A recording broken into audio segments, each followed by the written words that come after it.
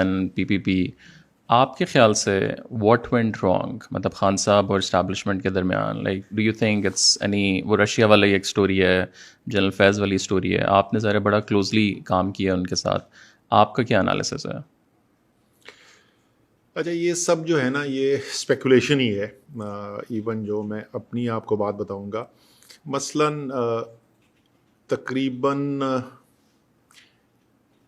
दिसंबर का महीना, ball park में आपको बता रहा हूँ, दिसंबर 2021 में खान साहब ने कैबिनेट मीटिंग से बोलना शुरू किया, अगले 3 महीने बड़े क्रूशल हैं।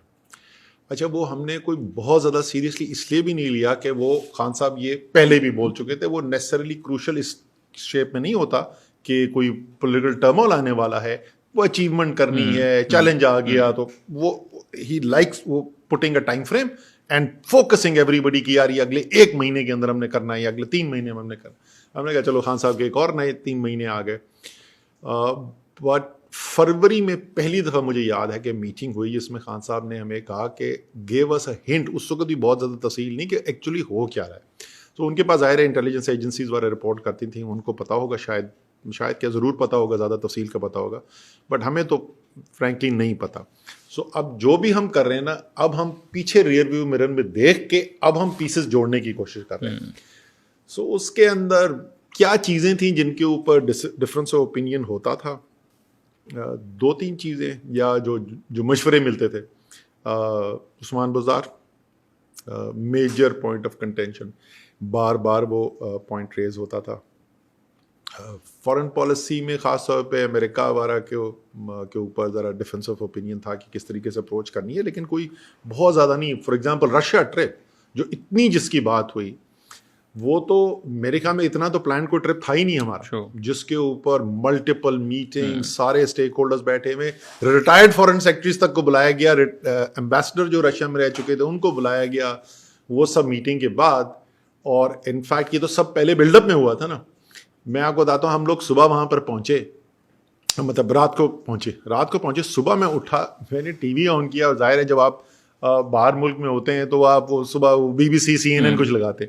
मैंने ऑन किया, CNN से ब्रेकिंग न्यूज आ रही, रशिया हैज इन्वेडेड यूक्रेन। तो आप लोग वहमो गुमान में भी नहीं अब था वो क्रेमलिन के बिल्कुल सामने हमारा होटल है, मॉस्को, रात को पहुंचे, ये क्या हो गया।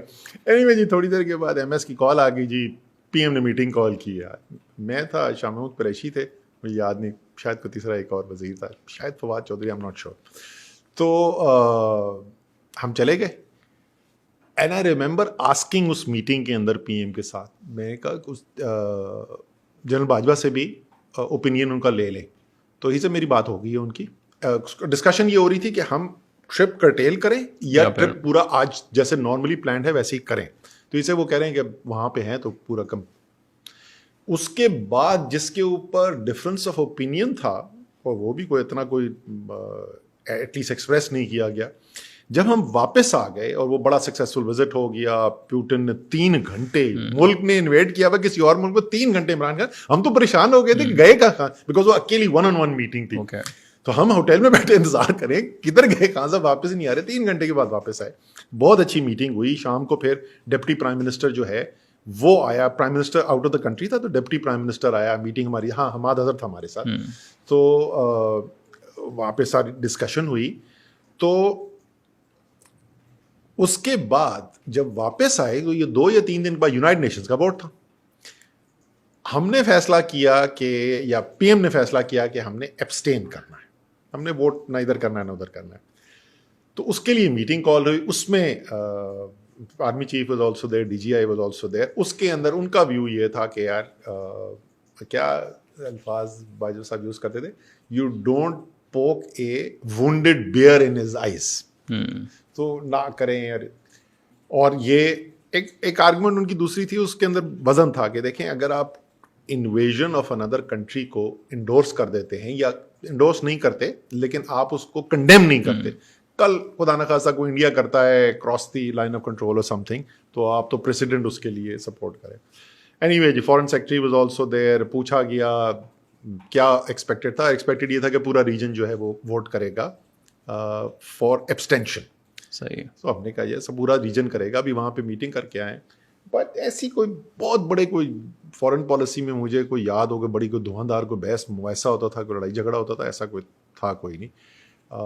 ये दो चीज़ें हो गई, these are the main 2 points. तीसरा वही कि पॉलिटिकल ऑपोजिशन को भी साथ लेकर चलें, उनको भी साथ लेकर चलें, ये तीन इफ आई थिंक। अभी जैसे आपने कहा कि ज़्यादा उनका जो फोकस था या ज़्यादा उनका प्रेशर जो था वो ऑपोजिशन के ऊपर था कि जी उनको साथ लेके चलें।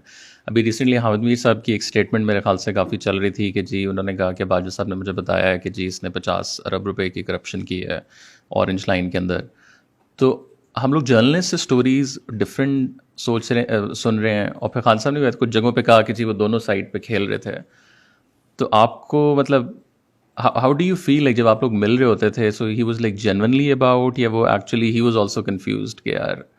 नहीं, देखिए हमारा जो इंटरेक्शन ज़्यादातर जो होता था वो तो वर्क रिलेटेड है ना, वो पॉलिटिक्स रिलेटेड नहीं है। तो जाहिर है जो वाहिद आदमी जो इस पोजीशन में होंगे जो जेन्युइनली आपको उस पर कमेंट कर सकें कॉन्फिडेंस के साथ, तो वो या बाजवा साहब हैं या खान साहब हैं। सो हम तो जितना इंटरेक्शन है उसकी बेसिस के ऊपर आपको बता रहे हैं। सो उसके अंदर मैंने आपको बताया कि हमारे सामने कौन से इश्यूज थे जो टेबल होते थे, लेकिन कभी भी मैंने ये नहीं देखा था कि कोई रिलेशनशिप जो है वो बिल्कुल रप्चर होने वाली है, सिवाय उस एक दिन के जिस दिन नोटिफिकेशन जो जनरल नदीम अंजुम की हुई डीजीआई की, और उसके बाद पीएम ने उसको होल्ड कर दिया। उसके बाद हम लोग गए थे, 3 लोगों को हमें भेजा गया था, आर्मी हाउस हम गए, और 3 हम मिनिस्टर्स थे, और वहाँ उनकी साइड से मेरे ख्याल में 4 या 5 लेफ्टिनेंट जनरल थे एंड आर्मी चीफ खुद थे। उस दिन डिस्कशन जो थी उसके अंदर